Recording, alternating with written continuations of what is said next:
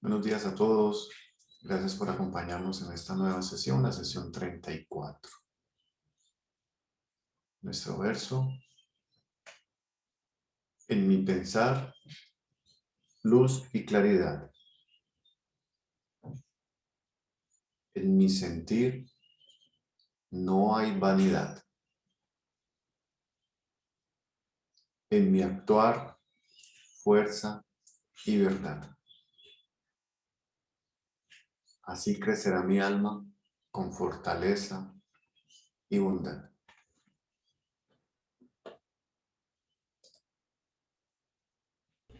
El mundo no se revela a quien lo contemple desde el punto de vista parcial de una sola concepción del mundo, de un solo pensamiento, sino únicamente a quien sepa que hay que rodearlo totalmente.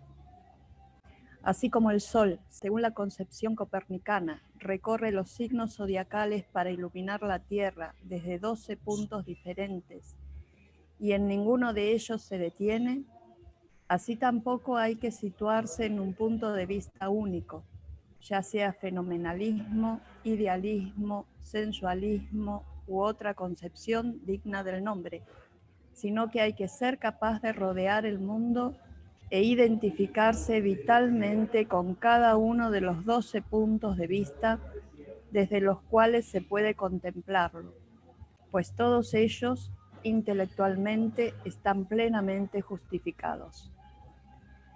Para el pensador capaz de calar la naturaleza del pensamiento, no existe una concepción única del mundo, sino 12 equivalentes, cada una de ellas avalada por razones de igual validez. Desde el punto de vista así adquirido, procederemos mañana para encumbrarnos del estudio intelectual del hombre al estudio de lo cósmico.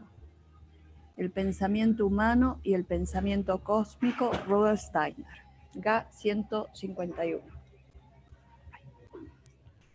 Marcela, muchas gracias. De nada.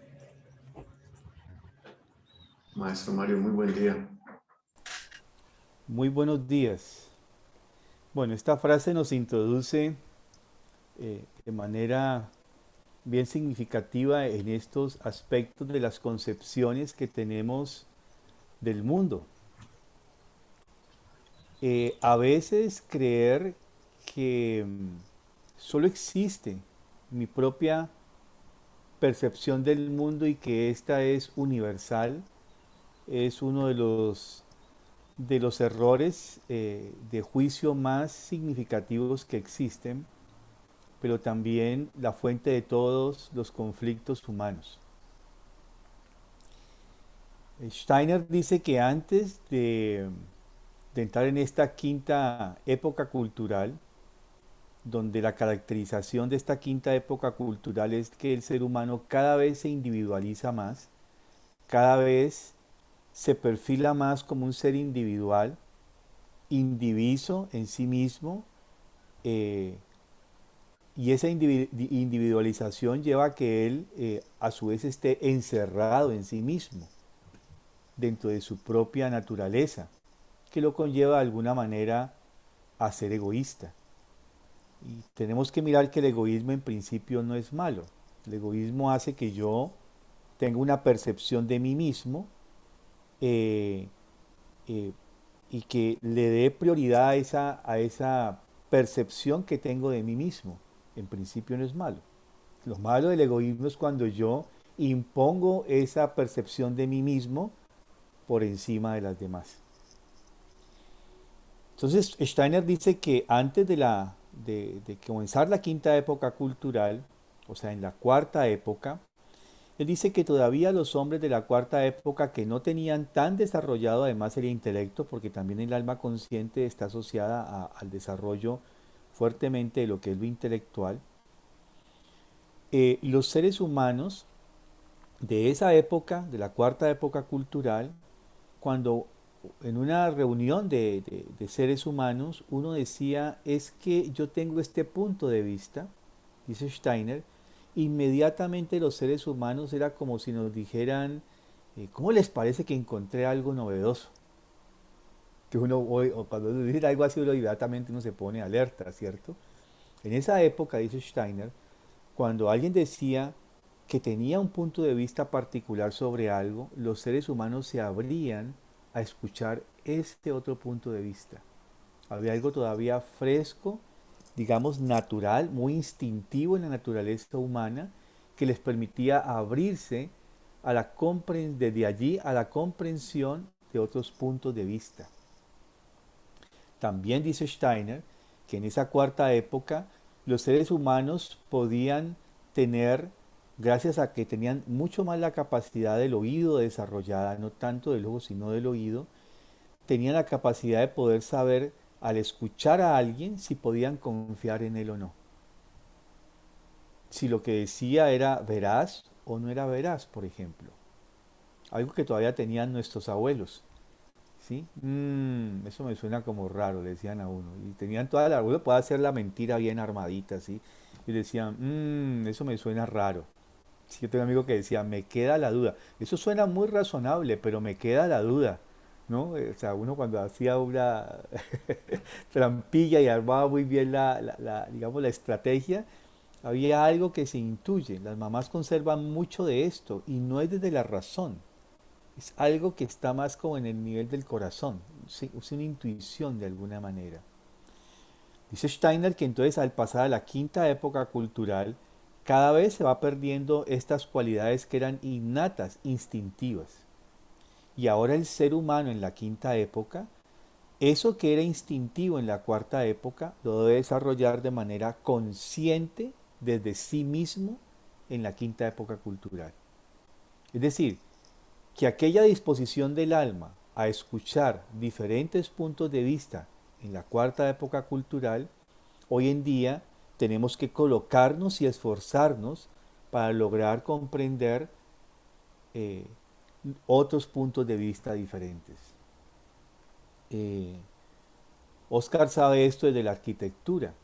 Si a uno lo colocan a hacer la perspectiva de un corredor, pues se sienta en un sitio y de ahí hace perspectiva, ¿cierto? Pero uno viendo ese trazo de esa perspectiva desde donde uno lo hizo, no podría tener la totalidad del recinto que uno está dibujando. Tenía que sentar estratégicamente a las personas en diferentes puntos para luego, uniendo estos dibujos, tener la totalidad del recinto. Lo que hoy en día hacen muchos los medios digitales, ¿sí? A través de lo que llamamos 360 grados. Entonces nos llevan por estos museos digitales y en 360 grados nos muestra, por ejemplo, una edificación o un salón. Eso que hace hoy en día nuestros aparatos, nuestros sistemas digitales, tendríamos nosotros que desarrollar la capacidad de poder de igual manera ver, contemplar desde diferentes puntos de vista una situación. Es una ejercitación. Hemos visto que tenemos una tendencia innata, nacemos con unas características. Ya voy a volver voy a proyectar nuestra imagen, esta que hablábamos hace 8 días, y veíamos que ya nosotros traemos, por todo lo que hemos trabajado en nuestra biografía, eso que nos esforzamos en conquistar en nuestra biografía, aquello que no dominamos, pero que nos esforzamos en conquistar, queda como una semilla que después de la muerte, después de atravesar el umbral de la muerte, esa semilla se va a desarrollar como una cualidad con la que yo voy a venir en mi siguiente vida. Entonces, nacemos con unas cualidades predeterminadas, pero, aquí es donde viene un pero, no estamos limitados meramente a esa percepción, temple de alma y concepción del mundo, porque son dos cosas ligeramente distintas. Yo puedo tener un temple ocultista, pero una concepción del mundo materialista, por ejemplo, puede ser muy diferente en diferentes temples. Mi concepción es materialista, o la concepción es materialista. Tenemos dos personas con temple, por ejemplo, ocultista. Uno es materialista ocultista, el otro es materialista, sensualista, ocultista sensualista, por ejemplo. Y eso ya conlleva que este temple que está en nuestra alma, que son como la tesitura caracterológica del carácter, llega a esta concepción del mundo y modifica un tanto ese aspecto. Entonces desde allí tenemos una riqueza. El problema hoy en día es que cuando alguien piensa diferente se convierte en una lucha y hasta llegan a haber enemistades muy profundas por llegar a tener pensamientos muy diversos sobre algo. Y lo que tendría que era esto motivarnos a tener más encuentros y a crecer dentro de estos diferentes puntos de vista. No estamos hablando, y hago esa claridad, de puntos de vista errados, que es otra cosa, ¿sí? Una cosa es tener un punto de vista errado sobre algo y otra cosa es tener puntos de vista diferentes. Y el gran problema es que hoy en día los diferentes puntos de vista los consideramos errores y no siempre es así, ¿sí? Eso es muy importante tener esa claridad. Hay veces puedo tener una percepción y no es real. Es un error. Es un error cognitivo, es un error de percepción. Es un error, o lo llamamos un prejuicio, ¿sí? Que es una representación que yo me formo errónea de algo y con esa representación errónea de algo o de alguien, yo entro a relacionarme. Entonces eso me genera como una especie de manto de nebulosa que no me permite relacionarme con esta otra persona. Entonces no estamos hablando de esto aquí, sino de lograr entender que a veces en una misma situación puede tener varios puntos de vista y ser contemplados. Y eso es muy importante. Mirar esa riqueza que tenemos, pero gracias o debido a que estamos en este desarrollo del alma consciente, donde la individualidad genera cada vez más la presencia del individualismo, quedamos como encapsulados en sí mismos. Y esto que era dado entonces en épocas anteriores por el instinto de manera natural, hoy en día tenemos que desarrollarlo conscientemente. Es un esfuerzo muy importante para lograrlo hacer.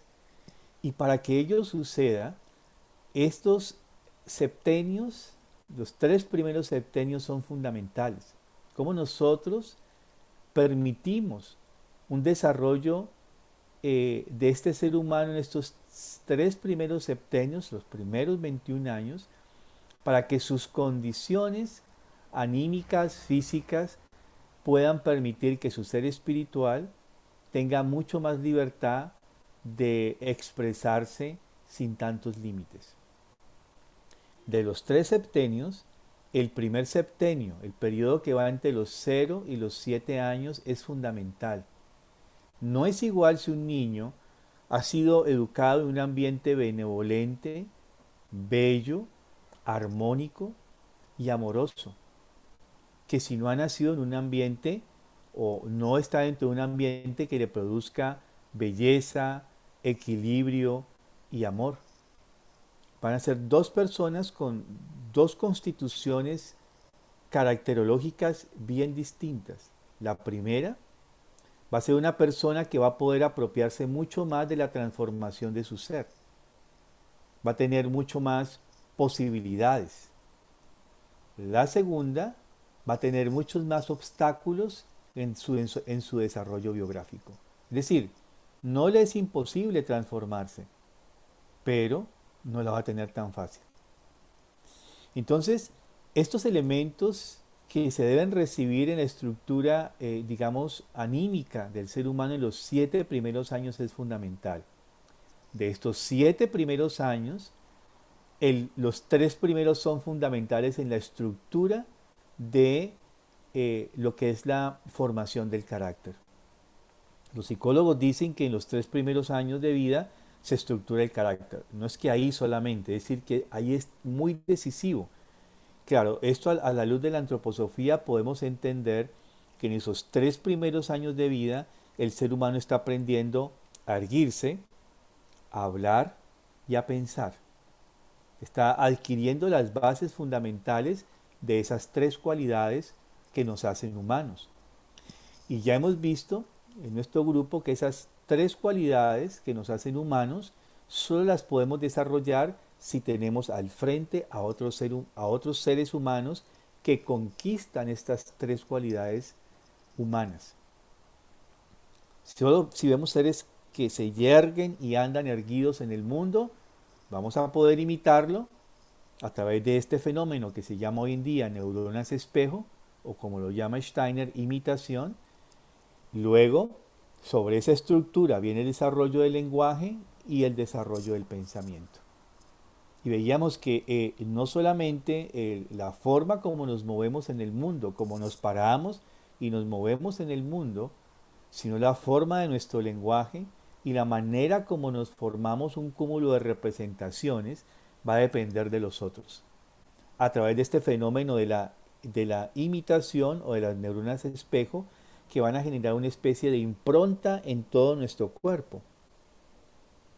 Esto es tan fuerte, ya lo vimos de una manera muy particular hace unas semanas atrás, con los famosos niños conocidos,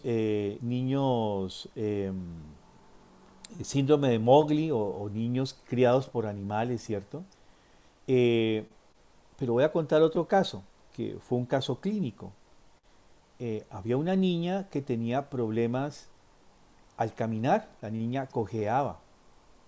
Y sus padres estaban muy preocupados por esta cojera de la niña y la llevaron donde el médico. Hicieron todos los exámenes y no encontraron una causa estructural para la cojera de la niña. Y fue tal el dilema que generó esto una junta médica, donde se pusieron a discutir, bueno, esta niña, ¿por qué cojea si estructuralmente está bien? No tiene problemas óseos, no tiene problemas musculares, no tiene problemas del sistema nervioso, ¿por qué cojea? Y en una pausa de esa reunión de médicos, de esa junta médica, uno de los médicos sale a fumarse un cigarrillo al pasillo, los padres de la niña esperan afuera, y el padre está bastante ansioso por, por qué va a pasar en esa junta médica, y está tan ansioso que el padre camina de un lado para el otro. El médico sale a fumarse su cigarrillo y mira al papá y de pronto nota algo. El papá cojea. Entonces ya va el padre y le pregunta, ¿ustedes de cuándo cojean? No, es que yo tengo un problema de cadera, tengo un huesito más corto que el otro. Ah, resuelto el dilema. ¿Sí? La niña había incorporado a través de sus procesos de neuronas espejo el caminar del padre. Y a veces tenemos gestos muy similares a nuestros parientes, en especial pues a nuestra familia nuclear, pero podemos adquirir rasgos de nuestros abuelos o bisabuelos si alcanzamos a vivir con ellos. Hasta la forma como tosemos o como reímos o cierto tipo de inflexiones y de expresiones que se vuelven muy familiares y que podríamos por esos gestos interpretar, esta persona debe ser pariente de fulano de tal, a veces sin conocerlo, ¿no? Ve, pero se ríen igualitos, parecen hermanos, claro, son hermanos, ¿sí? Entonces, por eso es que llegan a decir los psicólogos en general que estos 3 primeros años son fundamentales en la estructuración del carácter. Yo diría, no meramente, por supuesto, sí preferencialmente, pero en especial todo este primer septenio de vida. Ahí están las bases de esa gran estructura del carácter, pero también todo lo que hacemos en la educación del hombre desiderativo. Sabemos que el niño pequeñito se mueve en sus deseos, en todo este cuerpo, esta alma desiderativa, instintos, apetitos, deseos, y solo la educación puede ir moldeando de manera armónica, estética, esa vida volitiva del ser humano, de un lado o del otro. Si yo le intensifico, pues ese ser humano va a tener una vida desiderativa bastante intensificada. Si lo encauzo para que no viva solamente en su mundo desiderativo, pues él va a aprender a tener un mayor control sobre ese cuerpo desiderativo, esa alma sensible. Y así luego pasamos al segundo septenio y al tercero, donde todo este proceso estamos justamente logrando dar los elementos para que este ser humano pueda apropiarse con más autonomía e integridad de su proceso biográfico. Algunos padres, por ejemplo, es una tendencia mundial que aquí los dejan a los 14 años, porque ya tienen la confirmación, por ejemplo, o porque los jóvenes ya manifiestan una fuerte autonomía, y hay papás que los que deciden después de los 14 años son los hijos. Por ejemplo, si van a la escuela o no van a la escuela, si van a esto o no van a aquello. Hoy en día vemos eso, cada vez no es que ahora en el siglo XXI se esté presentando, yo lo conozco desde los 80 esto, ¿sí? Lo que pasa es que cada vez es más frecuente y más común que se dé. Antes era esporádico, hoy en día es muy común que tengamos este fenómeno. Y terminan siendo los padres mártires, porque son los hijos los que realmente finalmente toman todas las decisiones en la casa, y los padres se convierten como si fuesen en los niños de la casa como tal. Entonces es un proceso que tenemos que acompañar con justamente el reconocimiento de lo que estamos haciendo. Bien, entonces en este proceso de nuestro desarrollo caracterológico, vemos que estas cualidades con las cuales nosotros nos esforzamos por desarrollar, por adquirir, por aprender, son las semillas con las cuales nuestro yo, después del proceso de la muerte, elabora su estructura caracterológica para la siguiente encarnación. Y veíamos que eso es doble. Por un lado trae estos impulsos como fuerzas anímicas espirituales, y por el otro, por supuesto, se ha organizado un padre, una madre, que vienen de líneas genealógicas generalmente hoy en día diferentes, donde obtenemos una constitución física que va a permitir que se dé esta integración. Bien, ahora es importante mencionar que dentro de esta estructura, voy a ir a esta gráfica de acá, de nuestra constitución anímica, nuestra alma sensible, nuestra alma de intelecto y nuestra alma consciente, podemos ver qué tanto un yo ha penetrado. Ya vimos las características de los temples, o sea, de los 7 rasgos caracterológicos, ¿cierto? Los hemos venido definiendo. Estos 7 rasgos caracterológicos, que pueden ser uno de estos que tenemos acá, ¿sí? Digámosle, un rasgo caracterológico influenciado por fuerzas lunares, por fuerzas mercuriales, por fuerzas de Venus, del Sol, de Marte, de Júpiter o de Saturno. Ya tenemos unos rasgos de alguna manera que nos acompañan en nuestra estructura del carácter y que nos van a permitir estos rasgos que veíamos la otra vez. Lo paso acá. Un rasgo ocultista, un rasgo trascendentalista, místico, empírico, voluntario, voluntarioso, lógico o gnóstico. Entonces estos temples, Steiner utiliza la palabra temple porque él toma la imagen de lo que es un instrumento musical. Y ustedes saben que depende del temple de una cuerda, nos va a dar un sonido. Entonces él habla de los temples, por eso les da ese nombre de temples, porque habla de que esos rasgos caracterológicos son como que tomamos una cuerda de un instrumento musical, la templamos un poco, mucho, más, o la soltamos. Entonces cada temple va a dar una particularidad, va a dar lo que llamamos un tono diferente. Entonces estos temples de alguna manera están dentro de nosotros, nos dan una particularidad en nuestra manera de expresarnos, de mostrarnos con un tono, llamémosle así, ¿cierto? Un temple, como utiliza Steiner la palabra, muy particular. Pero además de esto, va a depender mucho de si ese temple de alguna manera va a estar, vamos a complicarlo un poco, si ese temple de alguna manera va a estar dentro de un alma sensible, de un alma de intelecto y de corazón, y un alma consciente. Es decir, qué tanto nuestro yo ha podido permear y transformar nuestra naturaleza. ¿Se acuerdan que esta imagen veíamos cómo cuando el yo transforma el cuerpo astral, el cuerpo etérico, el cuerpo físico, cómo da lugar a la transformación o a la aparición de alma sensible, alma de intelecto, de alma consciente?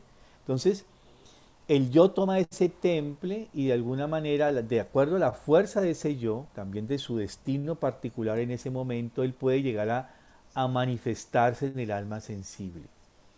Entonces, estos temples, que pueden ser cualquiera de estos 7, van a tener una expresión si ese yo vive, está transformando ese alma sensible, está allí tratando de, de expresarse y de apropiarse de esa alma sensible. Ese temple va a tener una manifestación de lo que veíamos anteriormente en ese cuerpo, perdón, en el cuerpo desiderativo. Todo lo que va a ser nuestro cuerpo desiderativo, instintos, apetitos y deseos. Y Steiner nos dice que entonces esa persona que donde su yo preferencialmente está manifestándose en el alma sensible porque está trabajando y transformando esta alma sensible, independientemente de cualquiera de estos temples o tonos que se pueden generar, va a conllevar a que hay un gesto. Él dice que esos temples van a tener un gesto dependiendo de en cuál de estas 3 estructuras anímicas se expresan. Dice el temple, la influencia del yo a través de la transformación de esa alma sensible o intelectual o consciente, va a generar no solamente un gesto, sino también una fisonomía y unos rasgos de comportamiento.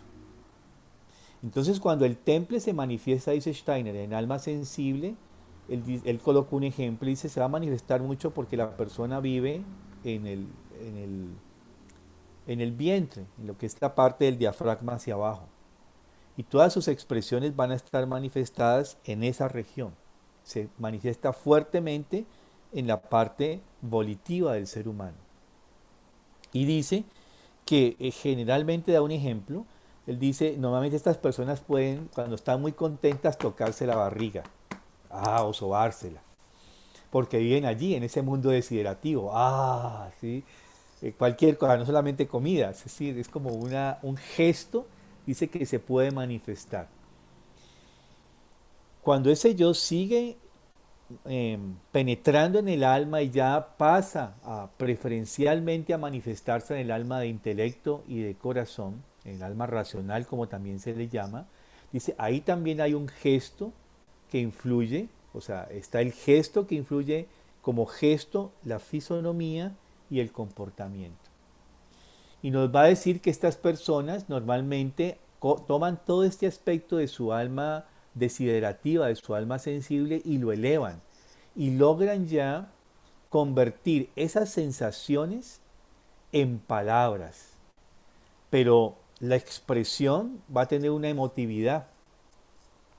Y esa emotividad se expresa en la vehemencia con que estas personas expresan, traducen esas sensaciones en pensamientos. Y dice que normalmente se pueden colocar las manos así, haciendo jarras o en los bolsillos de los pantalones, ¿sí? Dice, hay un gesto que se manifiesta en estas personas y que también van a tener también un gesto a nivel físico, ¿no? Van a tener una fisonomía también particular. Y dice que cuando preferencialmente ese yo ahora se está apropiando de la naturaleza del alma consciente, ese gesto se va a expresar en especial porque la persona va a tender a colocar sus manos. Por ejemplo, él dice, si una persona todavía tiene dudas por tomar una decisión, va a hacer este gesto.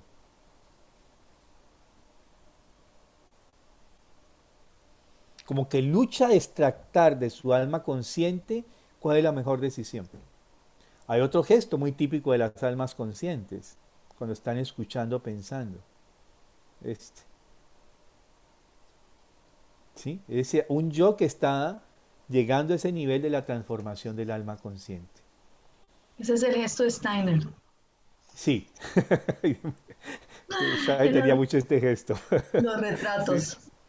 Sí, casi siempre tenía ese gesto allí.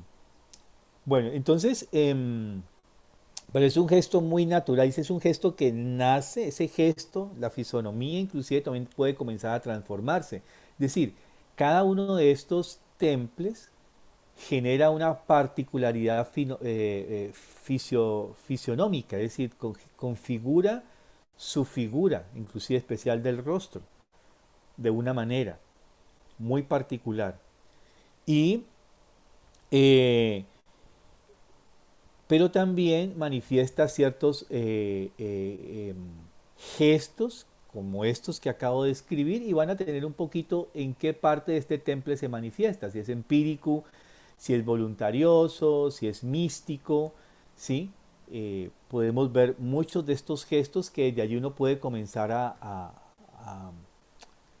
a leer, a hacer lecturas de qué tipo de persona uno tiene al frente, o sea, cuál es su temple, cómo es su carácter, por qué se expresa así, y podemos tener mucha comprensión. Es que esta persona siempre está hablando así, tan... Yo conozco a una persona que él se mueve mucho en esta parte del voluntarismo, y él habla y él es sí, sí, sí, entonces eleva todo eso a la razón y es fuerte y su expresión es así ruda, inclusive el cuerpo es grande, rudo, grueso, alto, ¿sí? Todo él es así, ¿no?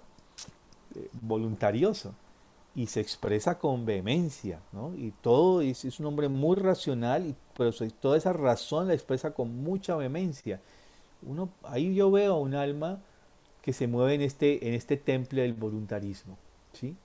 Alma racional con un temple del voluntarismo, por ejemplo. Y así uno puede comenzar a mirar cada una de estas características.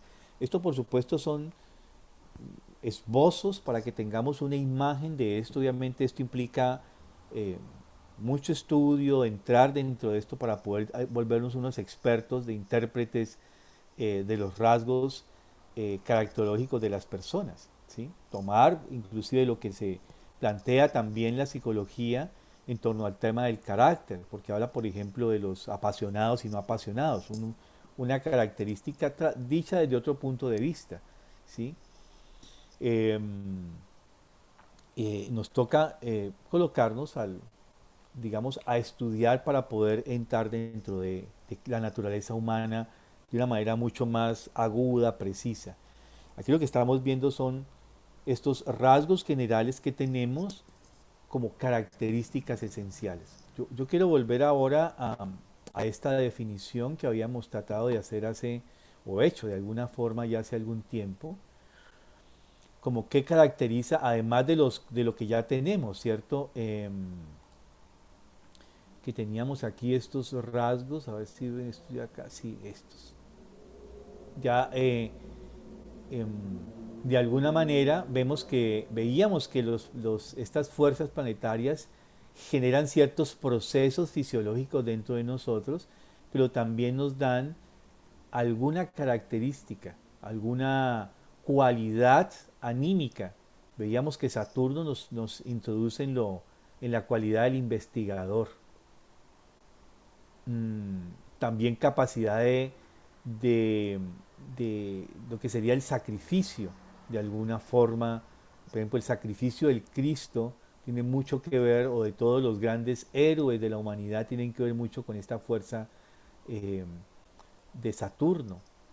Vemos en Júpiter la fuerza del pensador, la fuerza de lo estético, de lo que son las formas de todas las artes, de alguna manera está muy influenciado por esta fuerza planetaria de Júpiter.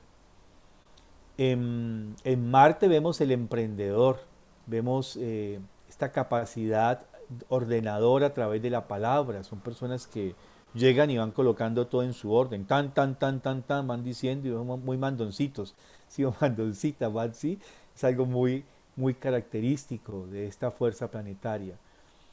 El Sol es el equilibrador, el que genera mucho la síntesis, el que integra. Este carácter no es tan común, de hecho. Eh, Son pocos los que en un grupo humano son de carácter solar. pero cuando está uno de estos solares, eh, son muy equilibrados, escuchan y luego hacen síntesis, tienen esa característica de los documentos de un solariano son sintéticos, va a lo que es lo esencial. Tiene esta forma aquí solar, el arco solar. Entonces hoy vamos a mirar esas caras, los rostros, la influencia en el rostro. Entonces tiene mucho esta parte de acá, unos arcos que se llaman arcos solares que podemos identificarlos cuando sea puro, ¿no? Nunca hay, esto está puro, lo hay, pero son muy raros. Em, Vemos entonces ahora la fuerza de Venus, y Venus tiene este gesto cuidador, es el gesto de lo estético, el gesto de colocar la cosita especial que le da un lugar, inclusive austero, un ambiente estético, de alguna manera. Cuida, está pendiente de los detalles, con un rasgo especial, ¿sí? Mm, Tienen esta cualidad de saber qué es lo esencial en el momento. Luego viene esta fuerza mercuriana, que son los innovadores, los que están moviéndose, los que están ahí. Tenemos muchos de los comerciantes se mueven en ese, eh, están influenciados por esa fuerza planetaria de la salud, de la gente que trabaja en el entorno sanitario, por ejemplo, ¿sí? Y luego viene el lunar, que es el que conserva, es el que lleva la memoria, es el que tiene los archivos, es el que desarrolla mucho esta parte intelectual, es como el contador, el bibliotecario, el archivista, el que tiene todos los detalles del pasado muy bien organizados. Además de esto, entonces estuvimos viendo que dentro de este aspecto de los temples como tal, cuando nos vamos aquí los nominamos ya de esta manera, desde arriba hacia abajo. eh, Vemos que el gnosticismo se caracteriza porque él está en sintonía para conocer todas las cosas del mundo a través de ciertos poderes de conocimiento que residen en su propia alma. Es decir, el que tiene este temple gnóstico, él no quiere vivir a través, conocer el mundo a través de los sentidos, digámoslo así, sino de ciertas fuerzas que radican en su propia alma. Él trata de extractar ese conocimiento a través de lo que allí en su alma vive como tal. El logismo eh, es el que trata a través de entrar de un conocimiento del mundo a través de conceptos, ideas reales que se le presentan a él. Sí. ¿Qué hay? A ver, ¿cuáles son las evidencias? Dirían, ¿no? Hoy en día, ¿cuáles son las evidencias? Muéstreme los datos, compruebe que esto existe, ¿sí?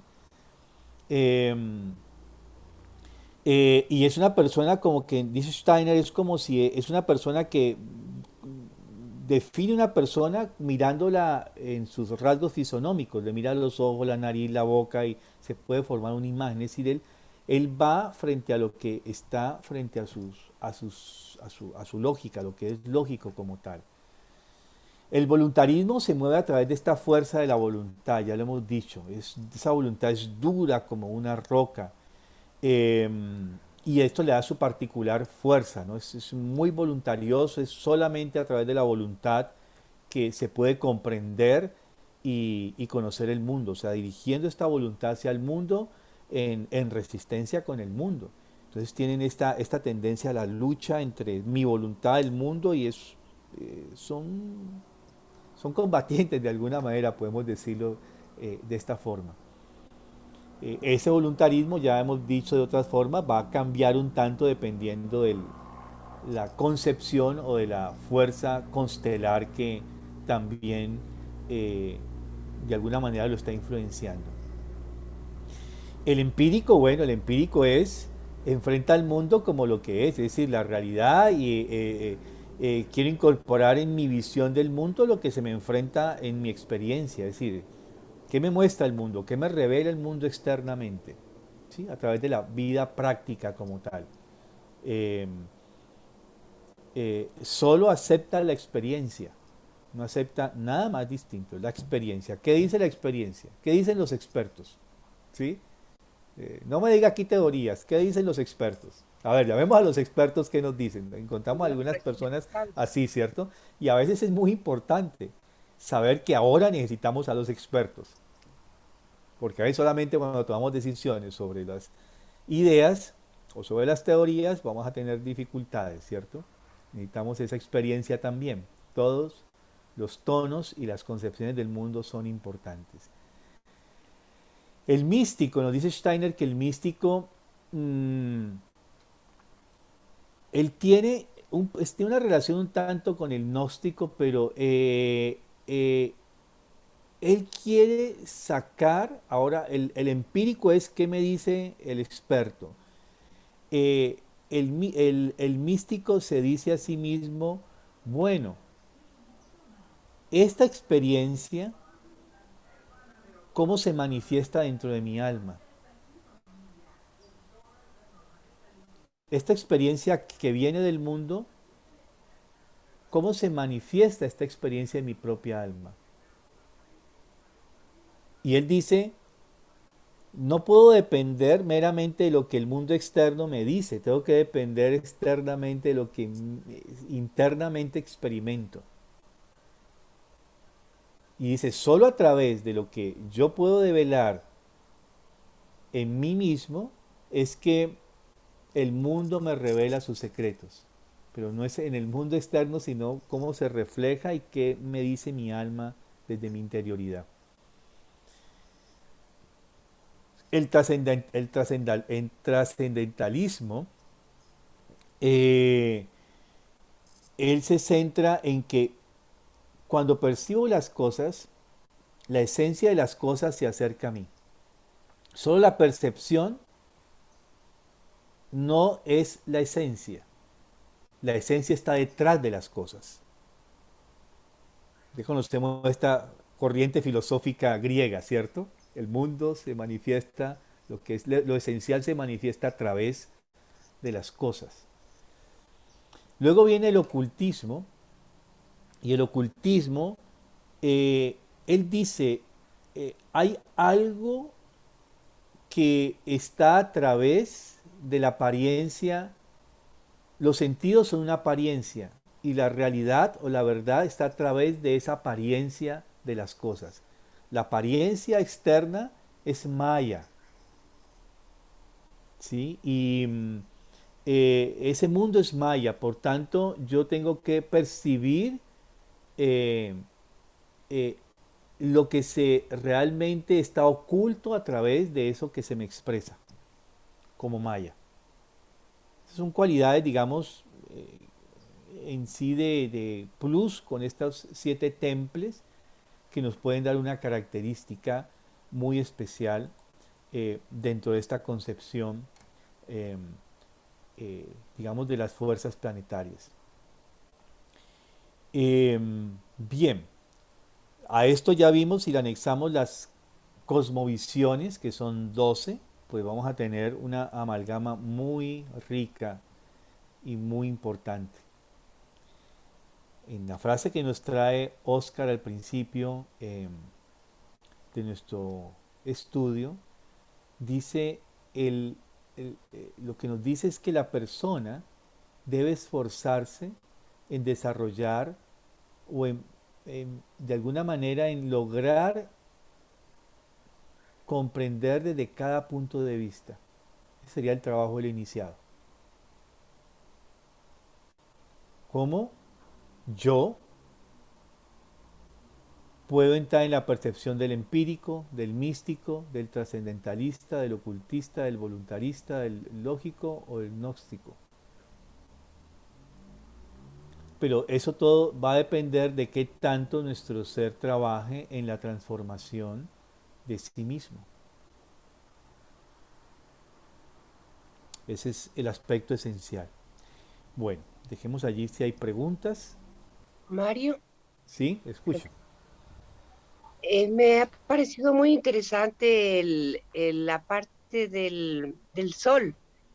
yo pensaba en mi esposo que él suele decir que las cosas se miden por sus resultados porque es matemático.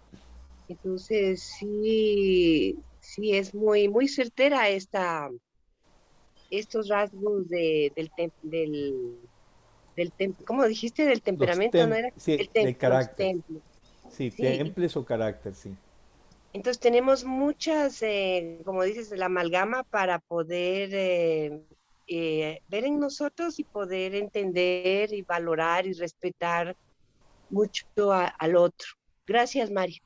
No, con mucho gusto. Yo el otro día comentaba que yo he venido trabajando precisamente sobre las 12 cosmovisiones. Él cita aquí a Steiner diciendo, probemos, queridos amigos míos, llegar a ser dignos de aprender de nuevo a leer esta escritura estelar, de modo nuevo. Tratemos de aprender a leerla como debe ser dada hoy.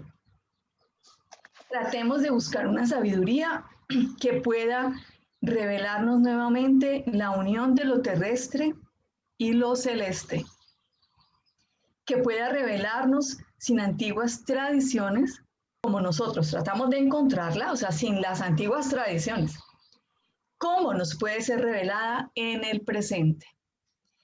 Está interesante que dice que esa enseñanza arquetípica de la cosmovisión, esa escritura celeste, también la llama él, los caracteres de la escritura celeste, son arquetípicas, están allá, son una verdad, eh, una verdad, pero cómo debe ser actualizada, leída y transformada según el momento actual, el momento presente.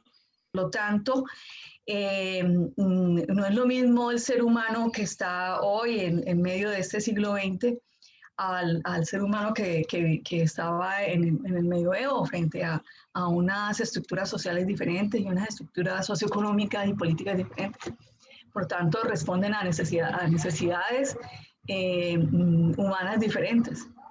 Eso es lo que quería decir. Gracias. Gracias, Macy. María de los Ángeles está levantando la mano. Sí, buenos días. Mi pregunta es, observando las 12 cosmovisiones, si podrías poner algunos ejemplos de algunas de ellas con respecto a los templos, ¿no? Como esa unión. Por ejemplo, no me queda muy clara qué es el monadismo, el dinamismo, el realismo, el fenomenalismo, el neumatismo, con respecto a los templos, ¿no? Gracias. Sí, esto lo vemos dentro de 8 días porque es todo un tema. Y voy a colocar solamente un par de ejemplos porque no podríamos tomar, imagínense hacer todo este, voy a proyectarlo, todo este ciclo. Un ocultista racionalista, idealista, psiquista, neumatismo, espiritualismo, vamos ahí, yo creo que 2 años viendo cada uno de esos. Vamos a tomar un par de ejemplos para mirar esta, pues vamos a definir cómo Steiner le llama a cada una de estas fuerzas constelares o cosmovisiones o concepciones del mundo. Aquí hay como una forma de ver el mundo. Este es como el temple, digamos, tenemos el instrumento. Coloquemos esta imagen. Es como si tenemos un violín, por ejemplo, pero ahora es diferente si ese violín está tocando en do o que ya tiene su do, su re, está afinado, digamos, para un tipo de, digamos, de tono como tal. Pero ahora, ¿cómo suena esto en cada uno de estos composiciones diferentes? Entonces, es como si cada concepción, cada forma de ver una forma del mundo, este temple le da una característica especial. Entonces, no es igual una cuerda afinada o digamos característica de do como suena en un violín, o como suena en una guitarra, o como suena en un bajo, qué sé yo, en cualquier instrumento. Da un tono distinto, dependiendo de dónde resuene, digámoslo así. Entonces vamos a mirar algunos de estos ejemplos, porque digamos cómo este carácter va a influenciar en esta parte, que eso quizás lo vamos a retomar después, más adelante. Estas concepciones del mundo, que a su vez cada una de estas fuerzas constelares es las que conforman nuestro cuerpo, lo que decía Macy ahora. Cada una de ellas le debemos algo, la cabeza, los brazos, ¿no? Le estamos debiendo algo a cada una de estas fuerzas, así como estas fuerzas planetarias, digamos, generan una estructura dentro de nuestro ser, también estas fuerzas constelares. Mario, la antroposofía se integra con astrología. Por ahí he escuchado de astrosofía, ¿no? He leído. Podría ser. Yo tengo amigos antropólogos que han hecho un ejercicio en mirar esto por ejemplo, desde esta lógica comenzar a interpretar la carta astral. Y es interesante, porque cuando uno mira esta fotografía, cuando uno nace, todos estas constelaciones y planetas están en una posición particular. ¿Sí? Es una fotografía, eso es la carta astral. Cuando uno nació, ahí estaban de una manera. Y ahora uno puede ver dónde está su luna, dónde está cada una de estas características, y podemos ver que hay una amalgama muy rica, o unas tendencias muy fuertes, o unas personas, un individuo donde son mucho más, digamos, no sé cómo llamarles, heterogéneos, mucho más, unos más especializados, otros más, sí, heterogéneos, podemos decir, mucho más diversos. Pero todo eso va a depender del trabajo biográfico a través de la existencia misma, ¿sí? Entonces vamos a mirar personas que van a ser más, cuando uno dice, uy, esa persona tan talentosa, decían, ¿no? Mire cómo domina tantas cosas, pues eso no es gratuito, eso viene trabajando desde generación tras generación. Y eso hace que entonces su carta natal, la fotografía del momento de su nacimiento, que es la carta natal, tenga unas particularidades. Y conozco amigos antropósofos que han hecho un esfuerzo de poder hacer una lectura de la carta astral a partir de este aspecto. ¿Sí? Y es bien interesante. Y no quiere que sea contrario a la carta astral, como normalmente se lee. O sea, hay gente que lo hace muy bien. Incluso hay una corriente o una línea psicológica que en vez de hacerle test psicológicos a uno y esa cosa, le hacen la carta astral. Yo conozco una psicóloga que dice, venga, deme su fecha de nacimiento y la hora, ¿sí? Y con eso, y dónde nació, y con eso ya, a partir de ahí, comienza a hacer un proceso terapéutico con sus pacientes. Y es muy interesante, ¿sí? Y no, claro, por supuesto, para el mundo de la psicología está deschavetada la pobre, pero no, realmente es muy efectivo.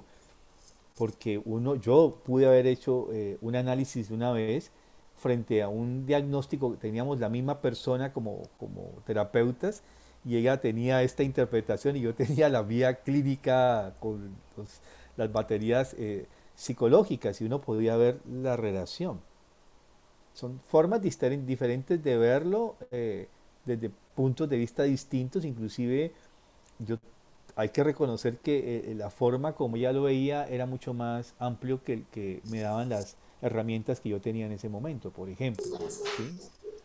No, y es que en la carta astral, y yo creo que tiene mucha lógica, porque a uno le dice, mira, Saturno está en la casa de Aries. Entonces diría uno, el gnosticismo con el idealismo, ¿cómo empieza a conjugar? Y de pronto empezar a sacar uno carácter, rasgos o temples de un temperamento, ¿no? Sí, y uno dice, yo entiendo por qué esta persona tiene esta forma de pensar, inclusive dentro de la filosofía. O sea, estas formas de concepciones del mundo, si uno va a mirar la filosofía griega, estaban en cada uno de los... yo una vez en la universidad di una clase que tenía que ver con el pensamiento desde sus orígenes griegos, y uno podía ver dentro de esta lógica cómo estas 12 concepciones del mundo estaban en todos digamos, los movimientos filosóficos de la época griega. El materialismo existía en la época griega, por ejemplo, pero no era tan fuerte. Estaba opuesto el espiritualismo, que era mucho más fuerte. Pero luego en la época de la evolución de la humanidad, cada una de estas concepciones del mundo han tenido su preponderancia. Hoy en día tenemos el materialismo, ¿sí? Por ejemplo, porque es la fase de la humanidad donde estamos viviendo, tenemos que vivirlo así. Pero tenemos que concebir o pensar que no es la única manera de ver el mundo. O sea, si el mundo lograra entender que todos los puntos de vista son importantes, sería maravilloso. No andaríamos peleándonos entre nosotros. El tema de la política, unos pelean con otros. Venga para acá. Usted tiene razón porque usted tiene una percepción del mundo. Usted tiene otra. Venga acá, unamos eso y formemos una constelación. Uno inclusive habla de que un grupo humano es una buena constelación o no es una buena constelación, dependiendo de estos cruces y no sé qué, ¿no? Podemos ver que hay cosas que no son tan buenas constelaciones y hay grupos humanos de trabajo que son una muy buena constelación. Ya cuando cogemos cada perfil individual y lo armamos y tenemos una carta astral de la comunidad, digámoslo así, ¿cierto? Muy particular. Entonces, sí, entender esto es muy interesante. A mí me ha pasado muchas veces que yo escucho a una persona y digo, tiene razón, matematismo. Escucho otro, racionalismo, tiene la razón. Sí, me voy por ese lado. Escucho al otro idealista, tiene razón. Pero llega de pronto un materialista y dice, no, eso, sí, tiene razón, es por ahí. Todos tienen razón, pero ¿cuál es desde esa concepción del mundo? El ejercicio es donde debe predominar una decisión, por ejemplo, en este momento, para esa situación particular. O una amalgama, una mezcla de estas concepciones del mundo. Es muy rico, realmente eso es muy interesante cuando uno mira estas diferentes formas de concepciones del mundo, los temples, y puede mirar que, que tenemos una riqueza enorme, pero tenemos que esforzarnos en entender que hay una riqueza y que tenemos que preparar nuestra alma para poder entender esas diferentes concepciones y, y tonalidades con que el mundo es percibido. Bueno, tenemos que dejar allí porque viene el dibujo. Les deseo un buen resto de jornada y de día. Maestro, muchas gracias, buenos días. Muchas gracias, Mario. Muchas gracias, gracias, gracias. Buenos días. Bueno, me disculpan, llegué un poco tarde a la charla, tuve problemas con este computador que no cogía la conexión, pero finalmente pude unirme. Bueno, entonces vamos a dar continuidad hoy a las espirales. Es importante como también interiorizar un gesto, una forma. De pronto uno quisiera hacer muchísimos dibujos de formas y hay tantas posibilidades, tantos diseños, pero es importante como apropiarse del gesto de cada una. Entonces yo les he traído esta forma que les decía que hay una propuesta, digamos que como se hace en la respiración y cuando se trabaja la doble espiral, se hace una inspiración y una expiración. Bueno, entonces voy a correr un poquito para mostrarles cuál es la propuesta y a dónde queremos llegar. Entonces, el verso dice así, voy a hacer el verso mientras ustedes se acomodan su hoja y dice así. 2 gracias tiene el respirar. Inspirar el aire y exhalar. La una oprime, la otra libera. En la vida, qué maravillosa es esta mezcla. Agradece a Dios cuando te oprime y agradece a Dios cuando te libera. Es el verso de la respiración de Goethe. Entonces vamos a intentar trabajarla aquí en una sola hoja. Bueno, allí logran ver el tablero. Sí.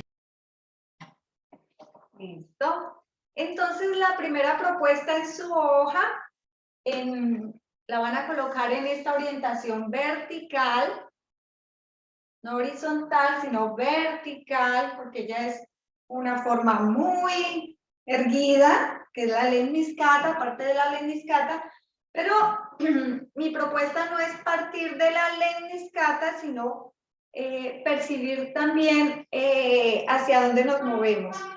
Y como decía Macy ahora, es muy el tema de la percepción de nuestro propio cuerpo, es una de las tareas que tenemos realmente, aprender a percibirnos, percibir nuestro cuerpo, nuestra temperatura, nuestra respiración, pero pues estamos en una época bastante atareada, que estamos tanto afuera que no logramos ni siquiera percibirnos nosotros mismos.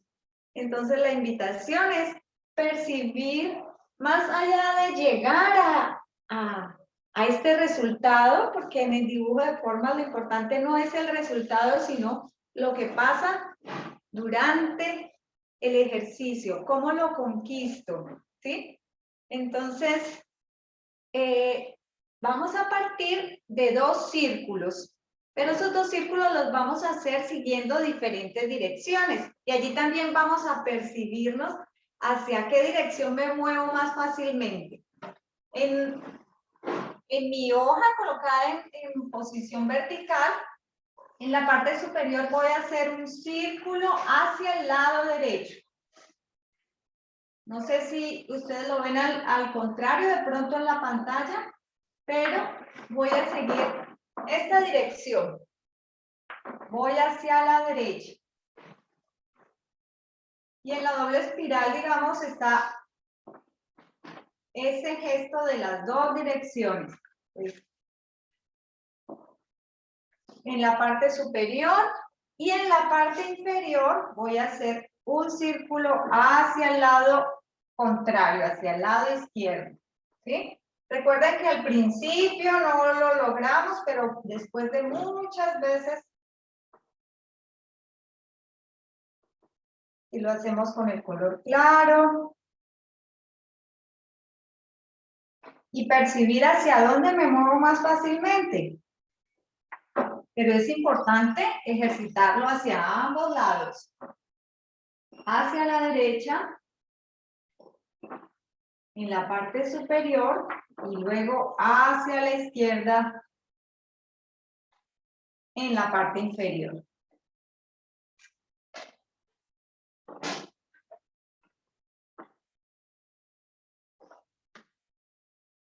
Ese es nuestro primer ejercicio, hacer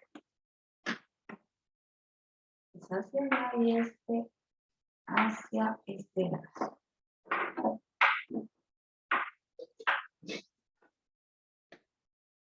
Y como siempre empezamos con nuestro color más claro.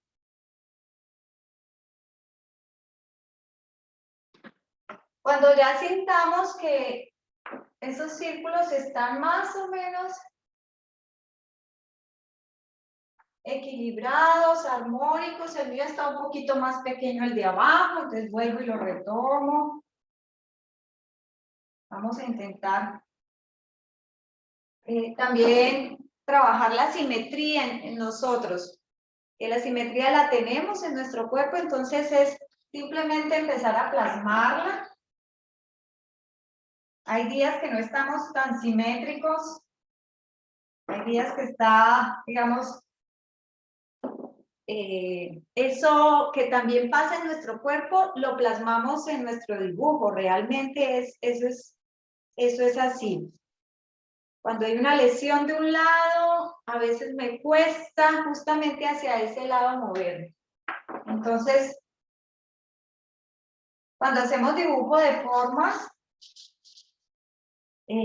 aparte de percibirnos, también estamos, cada día no estamos iguales, es comprender que ese aspecto anímico también cambia. Hay días que estamos un poco más sanguíneos, otros días tenemos que controlar ese sanguíneo y podemos quedarnos en ese círculo.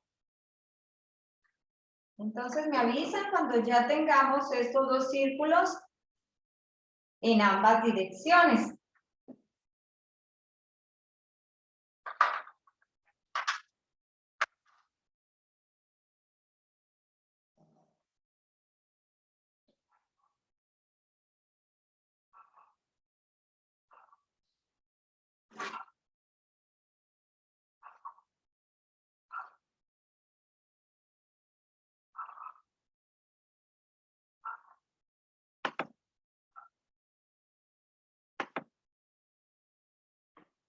Muy bien. Muy bien, están muy centrados hoy, muy simétricos. Eso, muy bien. Bueno, algunos de una vez se lanzaron con un color más oscuro, pero está muy bien. Tiene mucha seguridad. Entonces, cuando ya tenemos esos dos círculos, tomamos un color un poco más subido y vamos a retomar nuestro círculo superior y lo vamos a conectar con el inferior para llegar a la lemniscata, haciendo el cruce en el centro.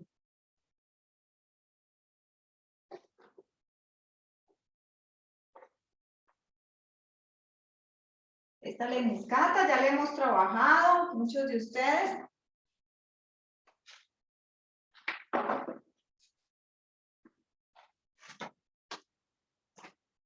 Perdón, es que tengo a mi perrito andando. Tom, tom. Tengo un perro pup de gatón y con la cola se lleva todos los cables.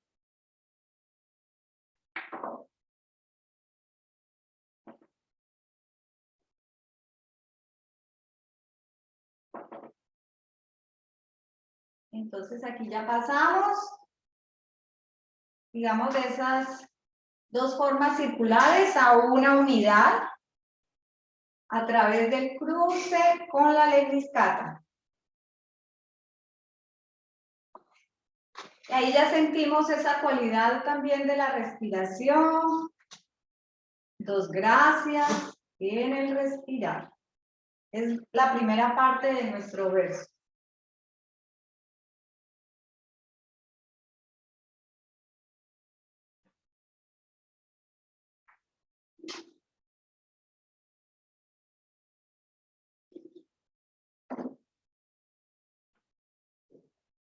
Cuando ya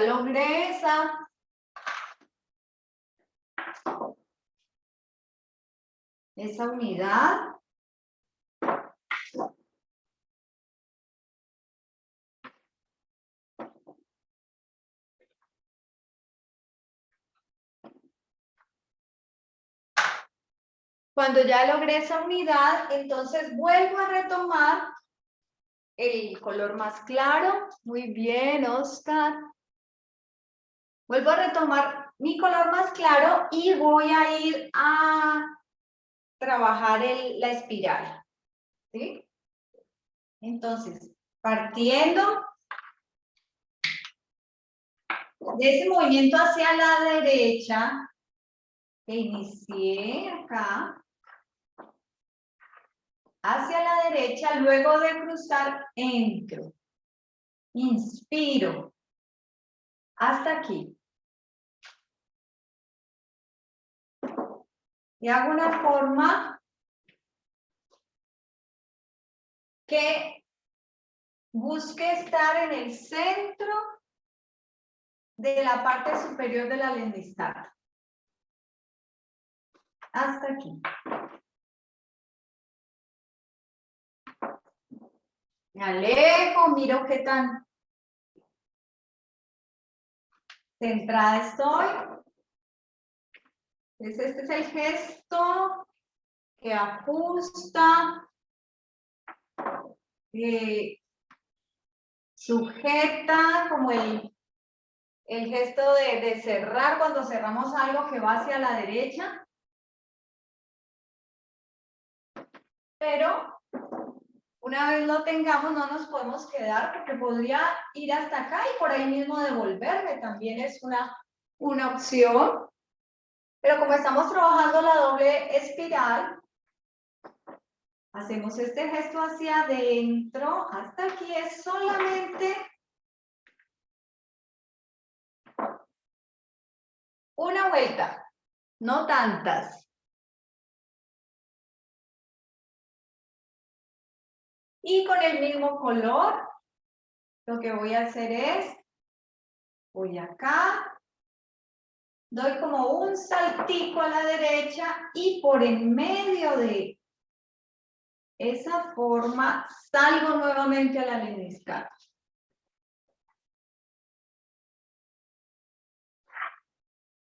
¿Sí?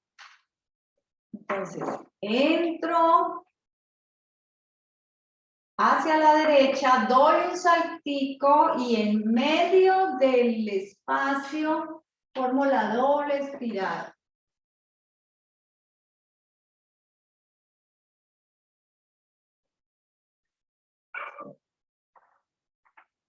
Y ahí vemos como un cambio de dirección también. Inspirar y expirar, que sería la segunda parte de nuestro verso. Dos gracias, viene el respirar.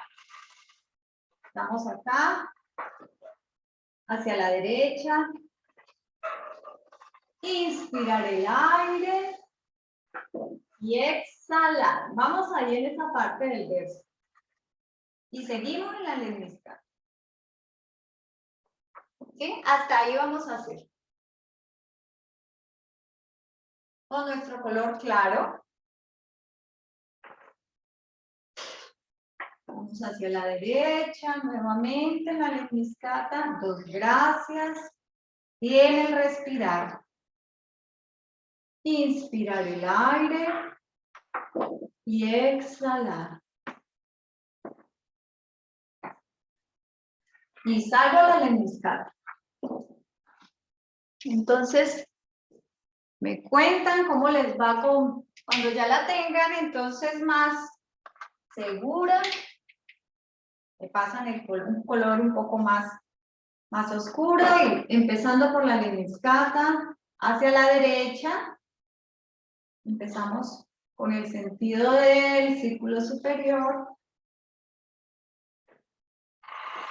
Inspirar el aire y exhalar. Y vuelvo a salir.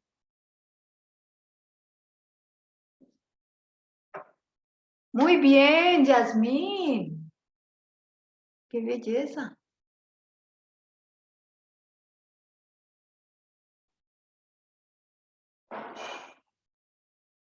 Gracias, María Lucía. Sí, muy bien. Gracias por compartir.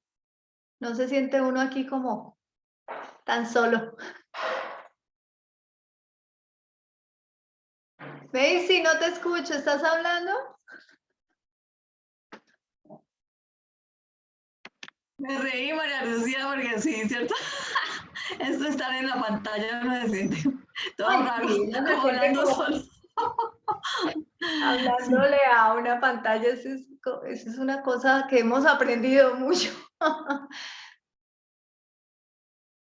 Bueno, entonces, vamos a la... Me avisan, me hacen un guiño, una manito. Si podemos continuar con la segunda parte del verso. Muy bien, Yesna. ¿Listo? ¿Lista? Astrid, Nancy. Bueno, entonces siempre retomamos de donde, en dibujo de forma retomamos de donde partimos, ¿no? No de una vez vamos a hacer porque siempre hay que retomar el proceso. Como esas, los que hay aquí que son maestras lo saben, la importancia de cuando se empieza una clase, usted no puede empezar con un tema, sino que hay que retomar de atrás, mirar de dónde partimos. Entonces retomamos nuestro círculo hacia la derecha, Lemniscata. 2 gracias, tiene respirar. Y entramos ya, inspirar el aire y exhalar. Y ahora vamos a la segunda parte, ya cambiamos de sentido. Inspirar, oprime.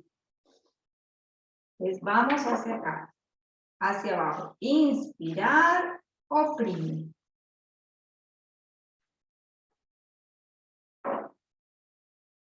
Mirando que quede centrado.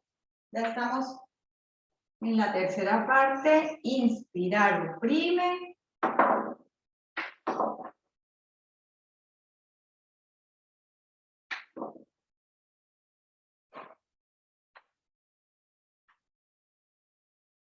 Nos devolvemos exhalando un poquito para centrarlo, inspirar, oprime. Y luego hacemos un saltico a la izquierda en este caso. Y por el centro, exhalar, libera. ¿Sí? Vamos a intentarlo de nuevo. Estamos acá en la Lemniscata. Inspirar. Y exhalar. Inspirar, oprime. Exhalar, libera. Vamos allí.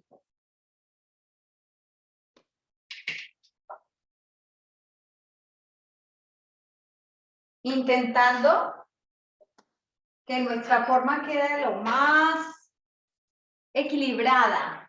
Esa es la palabra clave del dibujo de forma, equilibrio, centro. Tendemos siempre hacia los extremos, entonces por eso es tan sanador este dibujo.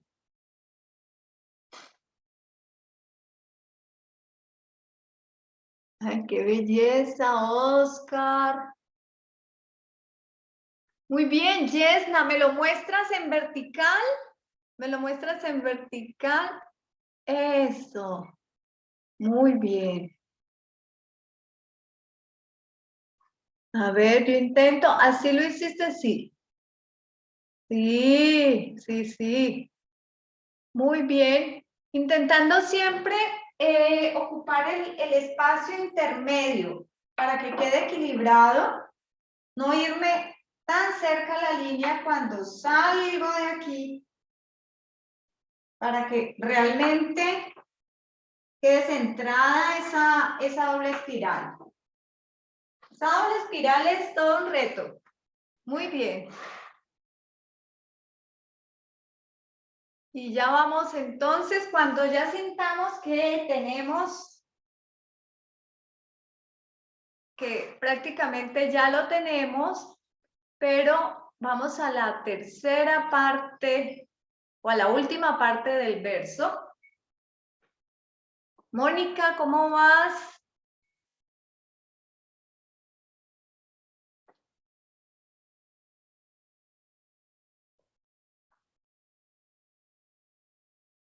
Muy bien. Muy bien, Mónica. Muy bien, Nancy. Bueno, y la tarea es hacerlo realmente acompañando el movimiento con la respiración, es lo mejor. Grace, súper. Bueno, Grace, ya creo que lo habíamos hecho, ¿no? Muy bien, Norma.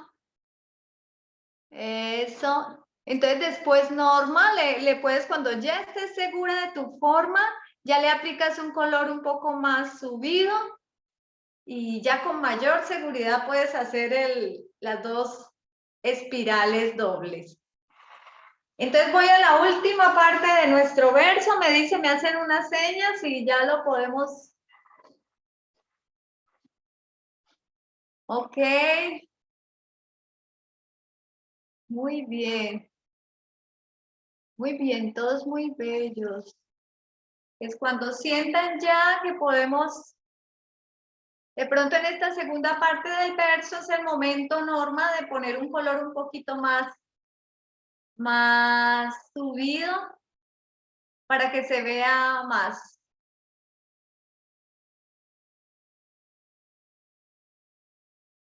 Entonces me avisan, me ponen Yasmín, wow, qué belleza, qué color tan bonito ese verde. Muy bien. Además, como, bueno, los que lo hicieron, lo lograron hacer la semana pasada y volverlo a hacer ahora, también es un ritmo que se tiene. Ya teníamos un ritmo con esa doble espiral y volverla a hacer. Es diferente que si apenas estuviéramos hoy iniciando con la doble espiral.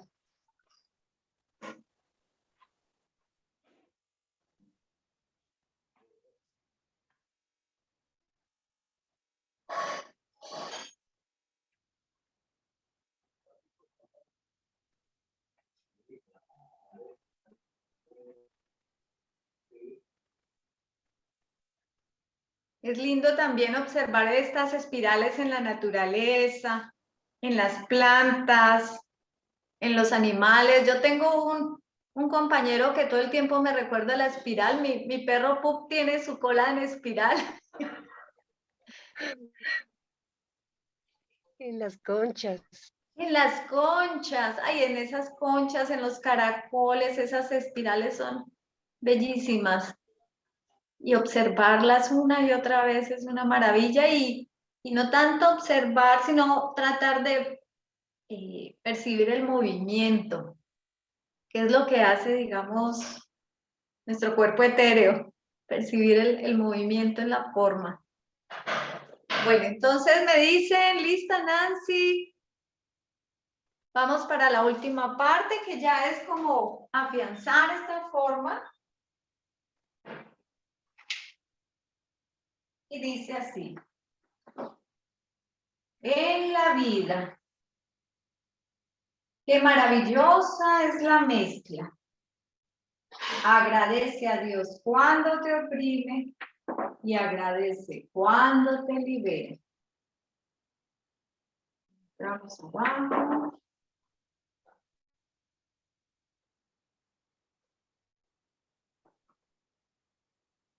Entonces, sería muy bueno que ustedes lo hicieran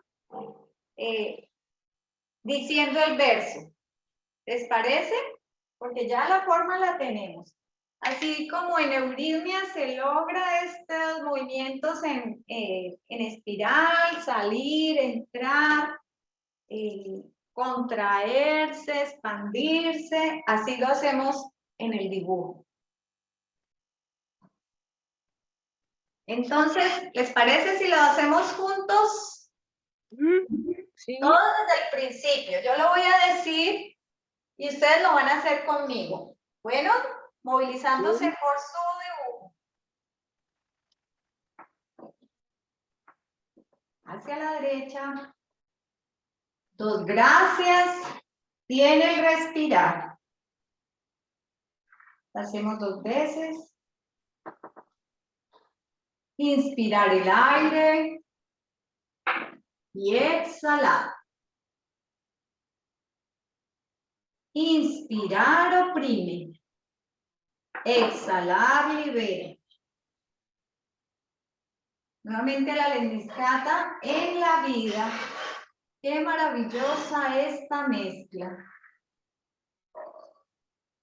Agradece a Dios cuando te oprime y agradece cuando te libera.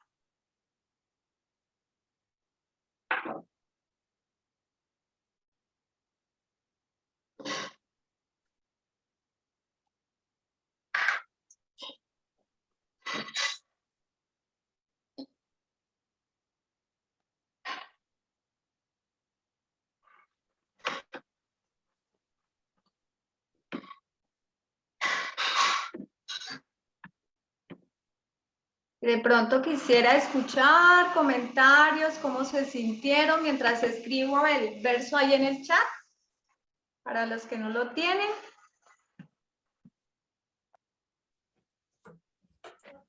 Ay, sí, esa imagen. Ay, qué bello, Macy, en tu pizarra. Ay, eso es una maravilla tener esa pizarra. Porque lo puede trabajar uno. ¿Es una pizarra? Ah, es cartulina negra. Se ve muy bella en ese fondo oscuro. Muy bien, Mónica. Muy bien, ya lo hicieron con mucha más seguridad en esta segunda sesión de espirales.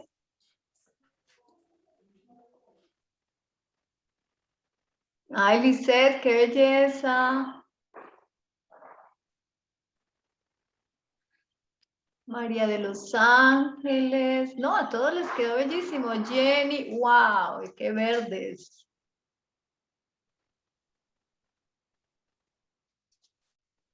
Muy bien, están hoy muy en su centro. Vale, voy a compartir pantalla para cerrar. Ana Lucía, gracias. Voy a compartir. A ustedes por permitirme respirar. Para cerrar nuestro verso meditativo. En mi pensar, luz y claridad. En mi sentir, no hay vanidad. En mi actuar, fuerza y verdad. Así crecerá mi alma con fortaleza y bondad. Muchísimas gracias a todos por acompañarnos. María Lucía, mil gracias y los esperamos dentro de 8 días. Chao. Muchas gracias y buen día para todos. Gracias. Chao, chao. Muchas gracias, gracias, gracias.